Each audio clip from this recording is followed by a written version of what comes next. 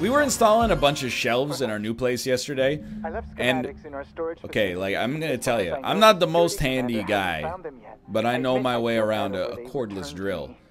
But I was kind of concerned when I was drilling into the drywall. I was like, what are the odds that I could just drill into like a wire and die? A pipe, I wasn't worried about a pipe because this is like the cheapest drill you could ever imagine. It would not drill through a PVC pipe, I think. There's a wire detector you could buy. Probably should do that next time. There's 3 inches of insulation.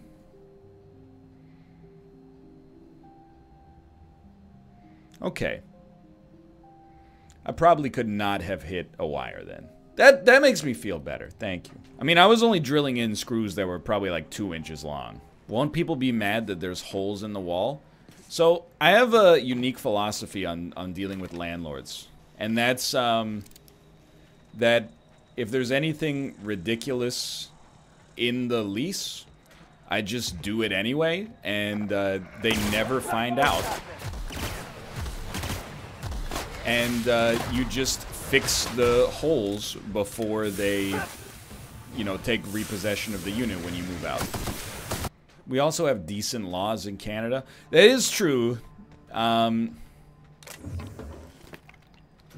is a little less renter-friendly.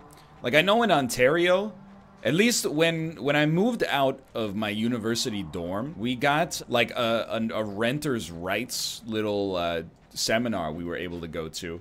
And they were like, yeah, if anyone tries to tell you, like, that a place is not, like, pets aren't allowed, you can... Like, that's unconstitutional. You can just have pets. They're breaking the law. And I was like, that's sick. Apparently in BC, you can actually have, like, places that are not pet-friendly. But again, you know, what mama don't know won't hurt her. I'm not advocating this strategy. Pet laws might have changed in Ontario as well. I think that's bullshit, dude. Like, I understand, like, the worst...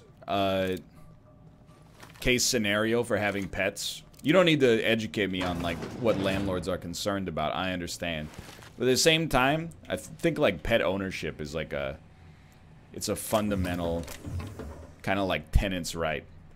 Look, I'm not like, you know, when Hannibal Buress was on Twitter and was talking about, you know, like, hey, nobody cares about landlords.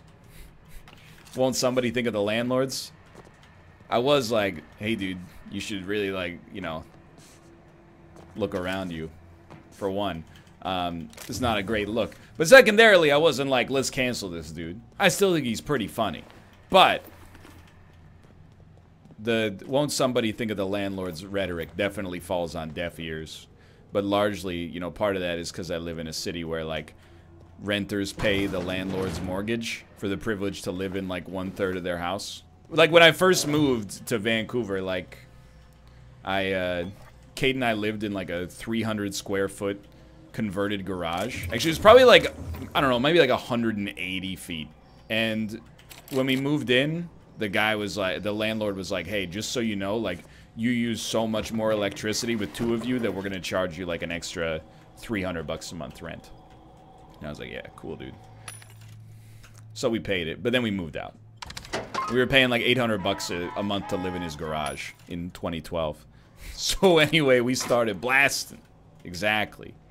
Blasting the AC. Oh, we did not have AC. There was a window, but you couldn't really open it.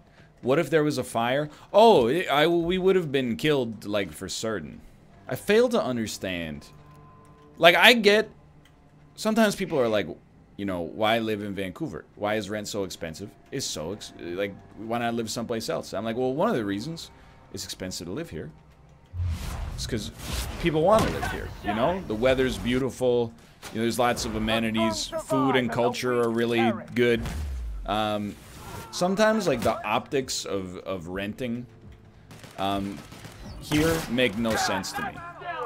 Like, if you wanted to rent, like, a 1,500 square foot, which is big for the city, and I see it on, like, Craigslist all the time. There'll be, like, a 1,500 square foot apartment or house. You know, it'll be on Craigslist for like $4 grand a month. And I'm like, don't get me wrong, like given the market value, that actually is like an acceptable price, even if it, you know, makes you want to die, and I would never pay it. But I'm also like, who on earth is like, you know, for my living situation, I would love to spend $4 grand a month and not have any equity. Like, it just doesn't make sense to me. Like, I would assume that anybody well off enough to be able to spend 50 grand a year on housing would, like... Can't you go, like threesies and just... That would be your mortgage payment. I don't understand. Homeowners always think renting is dumb? Well, yeah, I mean, sort of. I think it's overly simplistic. Like... You know, if your rent is like $1 grand and a mortgage would be like $3 grand and the market's, you know, humming, you might be able to, you know, make more with the extra money you save by not buying a place, by just investing. But like, you know, it's kind of, it's a more nuanced topic than is worth getting into on Twitch, I would suggest. Oh no, I'm an hour late to the stream. Sorry, Dad. Don't, you know, if there was any day where I will excuse it, and it's really like every day I will excuse it, but if there's any day when I would excuse it, it's the day of daylight savings in North America. Still very stupid to me. And, you know, again, haha, I'm 30. But now that, you know, I'm a little older, fall back... doesn't even mean I get an extra hour of sleep. It just means I wake up 1 hour earlier. I'm not saying it's a bad thing. You know, I was still up an hour earlier. But everyone's like, oh, sick, dude. You get to sleep for 1 extra hour. I'm a little envious, but no, I didn't. I just woke up and I was like... And then I was confused for like the first 10 minutes as well. I was like, am I up early or am I up at the normal time, but the clock is wrong? Because I never know. Some of the clocks are analog, some of them are digital, and etc., etc. But we're passing legislation in BC right now to get rid of daylight savings. Or, sorry, rather to put us in permanent daylight savings. But how many clocks do you own? I got one in here that is wrong. Slightly. It's not off by much, but it's slightly off. Then we got 2 Philips wake-up lights. And then, you know, digital cable box. That's about it. That's correct. We do have a clock on our stove and microwave. Do you wear a wristwatch? No, not for like a decade. But I do have a dick watch hanging low. 3 stacks on the radio. When are you stopping the Activision Blizzard boycott? Because there's a bounty. Luckily, I don't have to stick to my principles because I don't have that bounty, okay? So as a result, I maintain the moral high ground without having to put in any work. How are the workouts going, brother? No complaints at all, except, you know, is going up in smoke. It's heavy. Out of my way! Is Ring Fit elbow gone? Honestly, it's hard to tell. Like, it feels fine right now, but then, like, if I bench or overhead press, feels pretty bad. So I've just been kind of like not using it any more than is strictly necessary. We'll see next week. It's kind of what I'm realizing. You know, the last time I really like lifted even semi-seriously, I was like 19 years old. And you would read posts from people like on the internet that were like, yeah, you know, when you get a little bit older, like, you gotta be really concerned about injury. And you're like, yeah, whatever, freaking idiot. Now I'm realizing that, you know, it's pretty much just, like, the reality. It's like my shoulder has had a nagging injury for, like, 3 months. You know, I've had this tennis elbow for, like, 3 weeks now. I have like a shin splint in my forearm. I know, as weird as that sounds. It's, I guess, a forearm splint. I don't know how to describe it, except it feels exactly like a shin splint, but it's in my arm. I think it's just tendon overuse. And, you know, you just kind of learn to deal with it. Alternative, go see a doctor. Yeah, I mean, it's honestly, it's not bad. But that's part of the, it's the human experience, right? Is figuring out, like, you know, what feels normal as not a teenager when working out, and, you know, what is beyond normal. You know what I mean? Bad enough to complain about it? Is this your first day on the internet? Everyone complains about anything. Does nothing about it.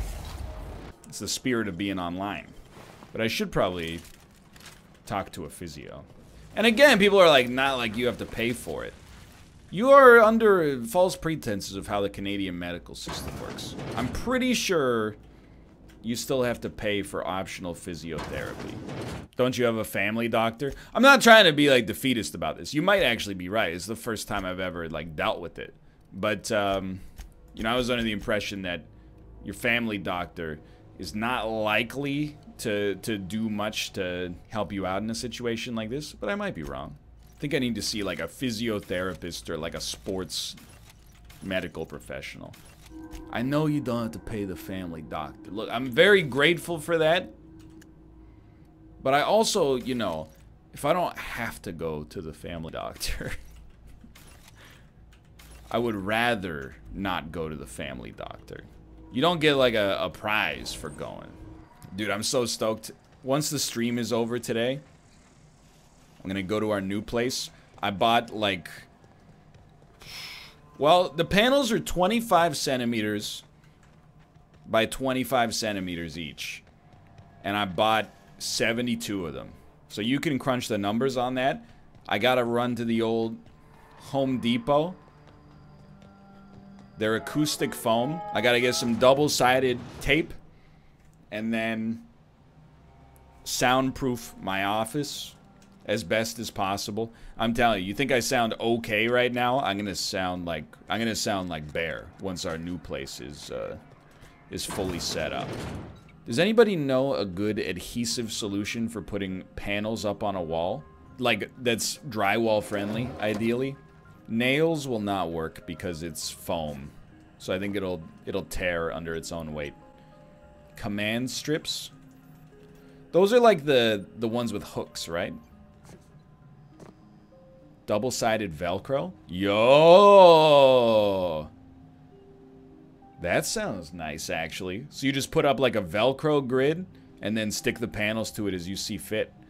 That does sound nice. 3M Velcro strips. Thank you, thank you. It's very appreciated. Make my life a little bit easier. Note that the Velcro will rip off wallpaper. That's okay. I got, it's just paint. Do people have wallpaper in 2019? On Friday, Kate and I were watching this show on HGTV called Unspouse Your House, specifically because of the fact that it had the worst name of any show in human history. And the premise for the show is just like, these people recently got divorced and their house is all fucked up. So this guy named Orlando comes and, you know, mostly they just like actually drink a lot. Like they drink all the time on the show while doing the work, which is kind of amazing to me in like a terrible way. But yeah, there was one guy, he was a newly divorced like father of 3. And for decorations, they bought wallpaper and framed it as if it was like a piece of art. And so they also took like this wallpaper that had mountains on it and then cut it to like the exact specifications of his sliding doors and then glued it to the sliding doors so his sliding doors looked like wallpapered mountains. And I was like, that's what $30,000 gets you in California, huh? My landlord did that too and hung it up. I laughed quite hard. I support that. No, unfortunately, I'm no longer following F1, really. All of the races are at FU North America time, or at least PT. It's just not a good sport to watch as a North American. It was in your time zone today. Yeah, but it's like, I missed like the last 20 races. Also, they don't show on easy networks to watch here. So they showed the last one on Twitch, but only if you, like, live in Norway. Can't you just already watch F1 if you live in Europe? Why do you need to be able to watch it on Twitch? You should make it free to watch in Canada. We can't watch it at all. They air it on, like, TSN, not TSPN. TSN 8 at, like, 2 in the morning. TSPN is what I don't do in Tetris. It's absolutely correct. But, like, I did follow, like, the first 5 races. So, has Hamilton clinched the Drivers' Championship yet? He clinched it today. Has Mercedes clinched the Constructors' Cup? Yes. Who's in second? Is it still... Oh, it must... If they went 1-2 today, it was probably Bottas. But who's the leading Formula 1.5? Is it Carlos Sainz? It's Sainz? That's pretty cool. Who had the most disappointing year as far as constructors go? Haas? Haas. Okay. That makes sense. When I was following at the start, Renault was having a terrible time as well. I don't know if that's changed. Williams? Well, yeah, but they were, like, expected to be terrible, right? I like Renault because they have a car that's yellow, and I think that's cool. I have my first programming exam tomorrow.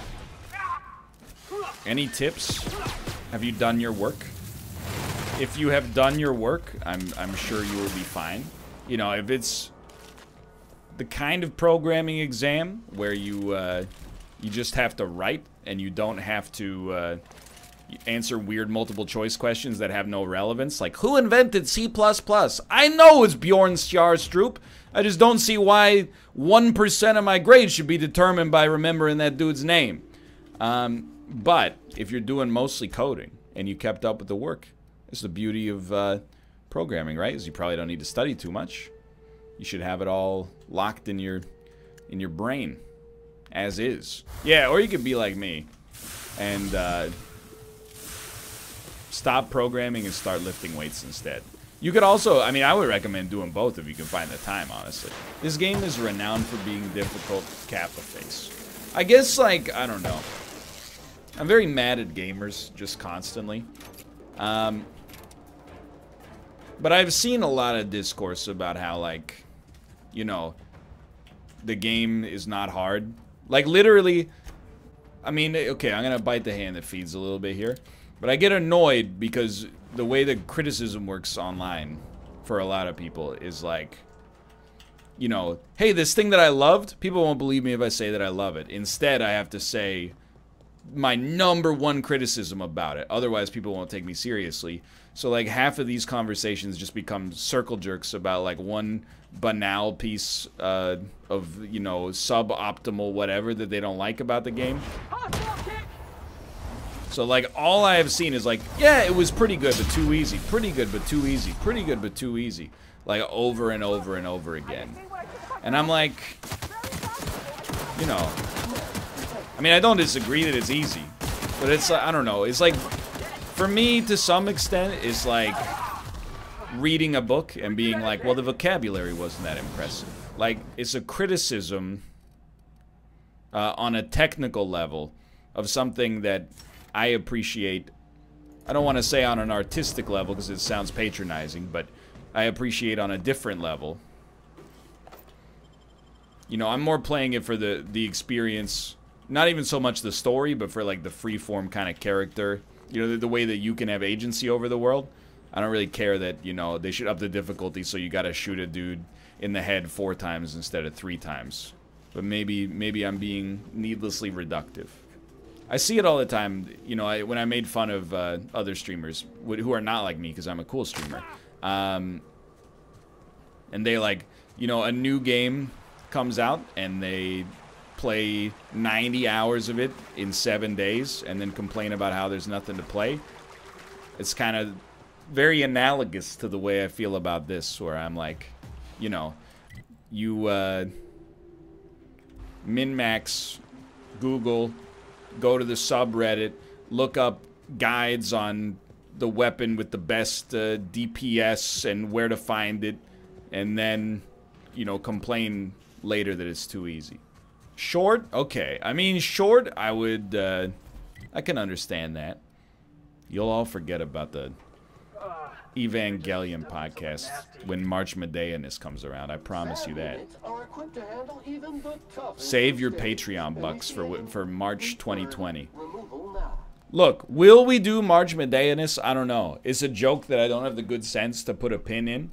However, don't say he'll get a few movies in, realized how bad they are, and stop. I have an unlimited willingness to watch bad content. It's good content that I'm hesitant to watch. Because bad content, I get to feel smarter than the movie. Good content, you know, I'm at the whims of the storyteller. That's why you like Ari Aster films. This is bait. If you're smart enough to know Ari Aster's name, you're too smart to be resorting to low-hanging bait like that on the internet. Go do what all other bored intellectuals do and get a PhD. Then return to my chat, top right. What if I have a PhD already? I'm proud of you. I have a Master's of Science. Are you proud of me? I'm proud of anybody that takes their education seriously. What if I only have a medical doctorate? I don't even have an answer for that. I'm too dumb to even understand where you go past a medical doctorate. So I don't mean to offend anybody with what I'm about to say. I was on Twitter today. I had no idea astrology was back. When did this happen? Because I thought, you know, I hear you saying it never left, but like I felt like it kind of left. Like I didn't hear about it for like a long time.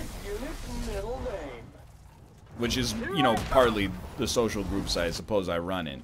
But like, it's like back on Twitter and like young people, not all young people obviously, but like I see like tweets that are like, you know, my dead ass reaction when Mercury's in retrograde. And it's like, you know, Kim Kardashian, but she's like photoshopped and holding a gun and says, "Can you stop?" or something like that. And I'm like, it has like 100,000 likes. Some of it is tongue-in-cheek, but it is weird. Tongue-in-cheek in what tongue-in-cheek like, I don't really believe this, but it's fun to pretend, or tongue-in-cheek like, hey, we're making jokes about this, and if anybody that's not in our group asks, it's ironic, but if they are in our group, we're becoming radicalized. I've seen two different types of irony in online, you know, communities. One is like, hey, we're making a joke at the expense of people who believe dumb stuff, because who could possibly believe that? The other one is like, ha ha ha, we're pretending to be stupid, but really we believe this stuff. That's true, I am a Sagittarius. The tweet I specifically saw today, though, was talking about Sagittariuses and said, have you ever noticed how all Sagittariuses have an equine look to their face? And then they posted a picture of Taylor Swift and Miley Cyrus where they look a little horse-like. And I was like, I don't really think... Look, I'm not saying looking horsey is like a bad thing, for one. You know, but A, I'm a Sagittarius. I don't look very horse-like. And then also, Sagittarius isn't like a horse. It's a this is a centaur? I get that that's like half man, half horse, but it's not a horse's face. It's a man's face and a horse's legs. Horse's face, man's torso, horse's legs. No. Well, actually, that, I mean, I know that's not true, but for real, I was about to actually argue with that. How does he hold the bow? Dummy. I'm the dummy. Anyway, like, you're entitled to believe whatever you want to believe. Obviously. I'm just saying. I didn't realize, like, sometimes, you know, when I'm waiting for, like, coffee or something, I'll pick up the like local Vancouver newspapers, there'll be like a horoscope section. I thought it was like a hipster thing where people were like, we don't really believe in this stuff. That's more like my grandmother believes in it. Starting to realize that that is not the case. And it's like, if you like use the horoscope as a way to interpret and contextualize, you know, the events that happen in your life, I think that's even, might I even suggest, potentially wholesome. But if you, it's only when you're like, hey, stop making fun of Ted Bundy. He was a Taurus. He can't control that energy. It's like people who believe in Myers-Briggs. I mean, dude, I don't know. I mean, I agree with you, but I don't want to go in on it because I know a lot of, you know, people have their Myers-Briggs type in their Twitter bio, and I don't want to, like, insult them for no reason. You know, I've kind of already made a few enemies over the course of today's show. I don't know my Myers-Briggs type. Is definitely, I was gonna say I'm certainly an I. On I versus E, I'm definitely an I. I don't know any of the other ones, but I do know that when I see it on Twitter, I only see INTJ and INTP. I feel like I have never seen someone have a Myers-Briggs personality profile in their Twitter profile that was not I. I've never seen someone be like, by the way, my Myers-Briggs type means I'm an extrovert. I think it's because extroverts don't get Twitter. They go outside, which is why I'm definitely an I.